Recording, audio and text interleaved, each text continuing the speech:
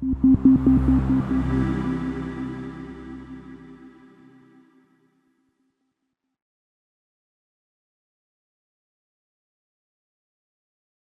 I'm Stacy Rowan, CAMI's Director of Information Systems. I'm here to show you how to access CAMI's new Compensation by Status report. To begin, you'll need to log in to CAMI's Annual Report Editor, also known as CARE. You can access that through our website.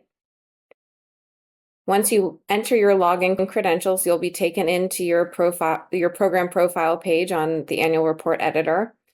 On the top right section, you should see a drop-down, choose a service, and you will be choosing CAFE Compensation by Status Report. You'll only have access to that report if you have entered salary information for your faculty profiles within the CAFE editor within the annual report.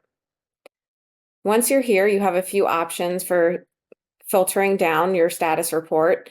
You can choose your different statuses here, a contract length, and coming soon, you'll be able to distinguish between public and private schools, as well as additional filters. Once you've selected your options, you'll hit process and you'll be able to see your compensation by status report.